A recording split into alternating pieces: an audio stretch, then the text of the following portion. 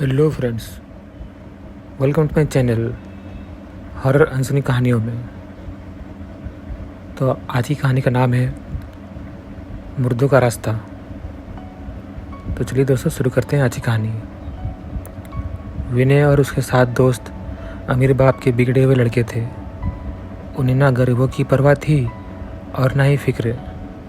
उनका जो मन करता था वो करते थे। उनका कोई कुछ बिगाड़ने वाला नहीं था, लेकिन कभी न कभी ऊंट पहाड़ के नीचे आता ज़रूर है, कभी जल्दी तो कभी देर से। एक दिन रात में विनय और उसके 7 दोस्त पास के ही एक गांव में चले गए। गांव में गरीबों के पास अपने मुर्दों को गाड़ने की जगह भी नहीं थी, इसलिए उन्हें गांव के सड़क के किनारे गाड़ दिया जाता था। इसी सड़क के किनारे एक बोर्ड पर लिखा हुआ था कि हमें आराम से सोने दे, हम आपको आराम से सोने देंगे। जब विनय और उसके 7 दोस्त वहां पहुंचे तो सबसे पहले उन्होंने वो बोर्ड निकाल फेंका और फिर जिंदा इंसानों की इज्जत ना करने वाले इन लफंगों के एकजुट ने मुर्दे के साथ भी यही सलूक किया। कोई कब्र पर रखे फूलों को फेंकने लगा, तो कोई कब्र पर बैठकर शराब पीने लगा, कोई कब्र पर रखे पत्थर को फेंकने लगा, तो किसी को कब्र पर पेशाब करने का आइडिया आया। जब इन गिरी हुई हरकतों से इनका मन भर गया तो वो आगे बढ़ गए। अभी तक जो हुआ वह विनय और उनके दोस्तों ने किया, पर अब किसी और की बारी थी। सारे दोस्त उसी रास्ते पर आगे बढ़ते जा रहे थे। तभी उनमें से एक को महसूस हुआ कि बहुत देर हो गई पर आगे कुछ नहीं आ रहा, और उन्हें यह लग रहा है कि वो उसी रास्ते पर गोल गोल घूम रहे हैं और वह कब्र बार बार उनके सामने आ रही है। तभी उनमें से एक बोला,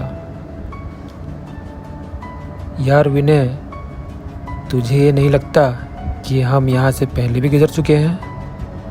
विनय कहता है, क्या बकवास करता है, लगता है तुझे चढ़ गई है। 2-3 घंटे और चलने के बाद दोस्त की नज़र उसकी घड़ी पर जाती है। उसकी घड़ी पर 7 बज रहे हैं और यहाँ शाम के 7 बजे तो नहीं हो सकते, मतलब यह सुबह के 7 बजे हैं। और अब वो इन सब बात को समझ जाते हैं कि ना तो ये रोड ख़त्म होने वाली है और ना ही रात। वो रास्ते पर थके हारे चले जा रहे थे। तभी उनके सामने एक चुड़ैल आकर खड़ी हो गई।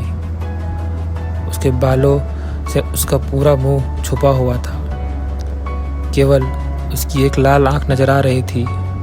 इससे पहले वो डर के मारे भागते वो बोली, हमने कहा था ना कि हमें सोने दो, कहा था ना हमने। यह कहते हुए उसने अपने हाथ में रखा एक भाला सारे दोस्तों की तरफ फेंका और उनमें से एक के सीने में आकर लगा और उसकी मौत हो गई। घर से 8 निकले थे और अब केवल 7 बचे। वह वहाँ से भागने लगे। तभी उनके सामने एक पिशाच आकर खड़ा हो गया। उसके चेहरे पर ना तो कान था और ना नाक, उसका एक आँख था और एक मुंह था। तभी वह पिशाच बोला, हमने कहा था ना कि हमें सोने दो, कहा था ना। तभी वह पिशाच अपने दोनों हाथ ऊपर किए और देखते ही देखते उसके आसपास के पेड़ उखड़ने लगे और वह पेड़ आकर उन दोस्तों के ऊपर गिरे। इन सब के बीच 3 और दोस्त की मौत हो गई और अब इनमें केवल 4 बचे हुए थे। 4 दोस्त तुरंत वहाँ से भागने लगे। सब लोग थके हुए थे और पीने के लिए पानी भी नहीं था, और रात ख़त्म होने का नाम ही नहीं ले रही थी और ना ही वो रास्ता ख़त्म होने का नाम ले रहा था। एक दोस्त कहता है, विनय, हमने इन लोगों को सोते हुए परेशान करके अच्छा नहीं किया। ये हमसे इसी बात का बदला ले रहे हैं। विनय कहता है, हाँ, इतना तो हर बेवकूफ़ को समझ आ गया है कि ये लोग हमारे साथ ऐसा क्यों कर रहे हैं। कोई सॉल्यूशन बताओ, नहीं तो मुंह खोलकर ऑक्सीजन वेस्ट मत करो। एक दोस्त कहता है, क्यों ना हम अपनी गलती सुधारें। हमने जो कुछ भी उन कब्रों से किया, अगर हम उसे ठीक कर देते हैं तो शायद हमारी जान बच जाए। विनय कहता है, बिल्कुल ठीक कहते हो, चलो।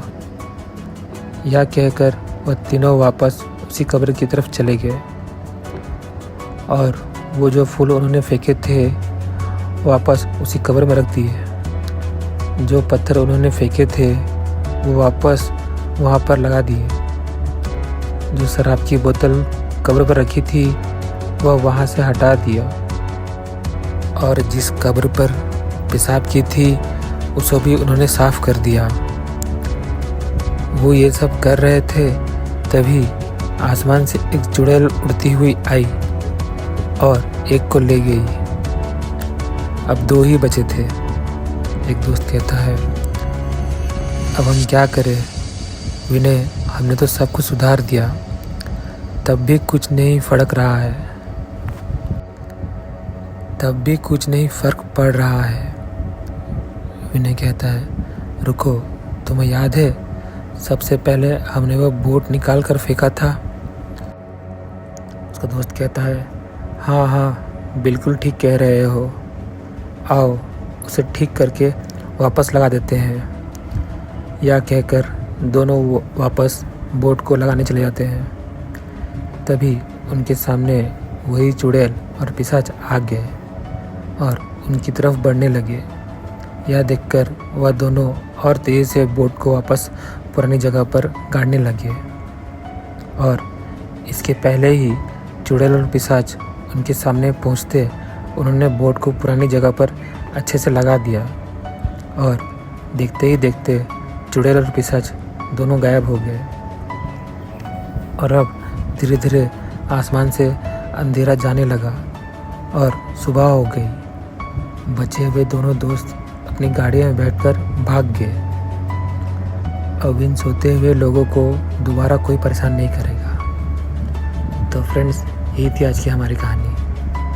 मिलते हैं आपसे नेक्स्ट वीडियो में। Thank you.